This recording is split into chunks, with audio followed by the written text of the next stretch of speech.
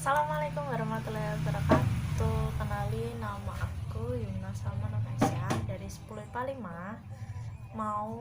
Hari ini mau menceritakan tentang sejarah Nabi Muhammad. Sejarah Nabi Muhammad merupakan nabi terakhir yang ditulis Allah SWT ke muka bumi untuk membawa rahmat bagi seluruh umat manusia. Allah berfirman dalam Quran surah Al-Anbiya ayat 107 tentang pengutusan Nabi Muhammad, yang artinya, dan tidaklah kami mengutus kamu Muhammad melainkan untuk menjadi rahmat bagi semesta alam. Beliau dilahirkan di kota Mekah pada tahun Fil, tepatnya dilahirkan pada hari Senin 12 Rabiul Awal atau 22 April 517 Masehi, dari seorang ibu bernama Siti Aminah dan ayahnya yang bernama Abdullah. Beliau tutup usia pada tanggal 8 Juni 632 Masehi di Madinah dalam usia 63 tahun.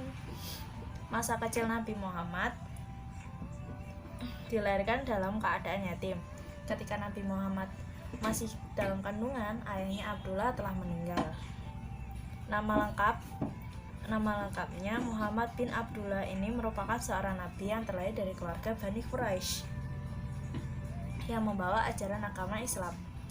Muhammad artinya orang yang terpuji. Nama ini diberikan oleh kakek tercintanya, yaitu Abdul Muthalib. Ketika Nabi Muhammad berusia 6 tahun, ibunya wafat di Abwa yang terletak di antara Mekah dan Madinah karena sakit. Di usianya yang sangat muda, beliau menjadi seorang yatim piatu. Saat kecil, beliau pernah diasuh oleh Suwaibah selama 3 hari, kemudian kakeknya membawa ke Halimah Asy-Sya'diyah untuk diasuh dan beliau berada dalam asuhannya selama kurang lebih 6 tahun.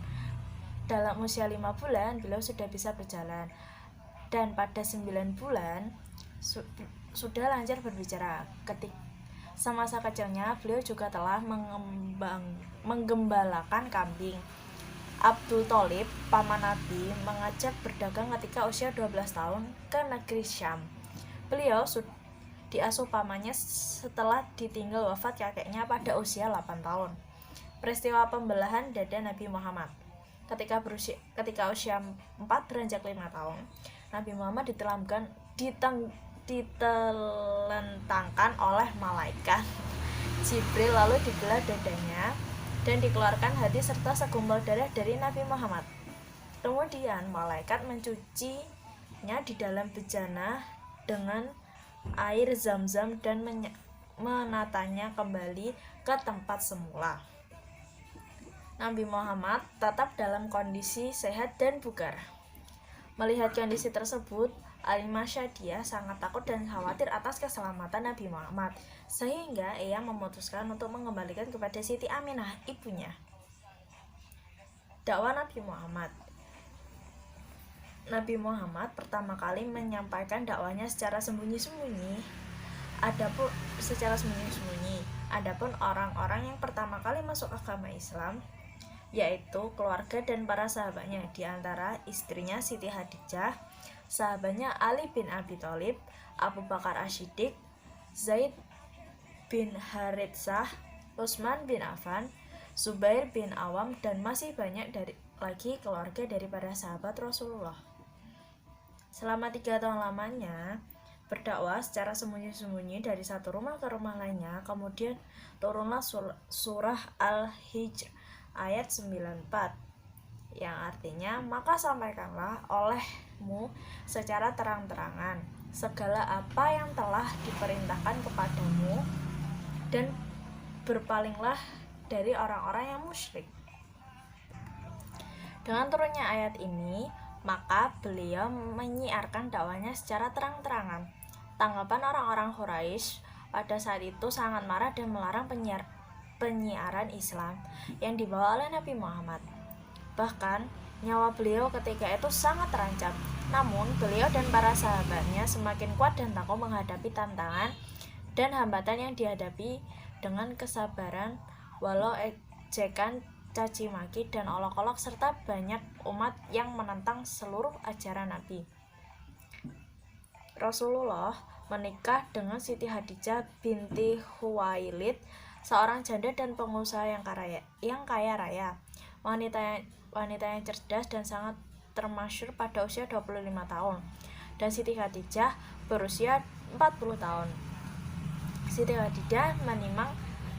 Hadijah menimang Rasulullah karena tertarik dengan akhlak dan kepribadiannya. Siti Hadijah merupakan istri yang paling dicintai Rasulullah. Karena beliau orang yang selalu setia kepada Nabi, orang yang pertama kali membenarkan kenabiannya, dan ia adalah wanita sholihah yang sangat luar biasa di mata Rasulullah. Masa kerasulan Nabi Muhammad SAW. Nabi Muhammad diangkat menjadi Rasul ketika berusia 40 tahun. Pertama kali beliau menerima wahyu dari Allah SWT melalui perantara malaikat Jibril, yaitu ketika beliau berdiam diri di Gua Hira pada tanggal 17 Ramadan tahun 611 Masehi. Di sanalah ayat pertama kali diturunkan, yaitu surat Al-Alaq ayat 1-5. Nabi Muhammad diangkat menjadi Rasul ketika berusia 40 tahun. Pertama kali beliau menerima wahyu dari Allah SWT melalui perantara malaikat Jibril, yaitu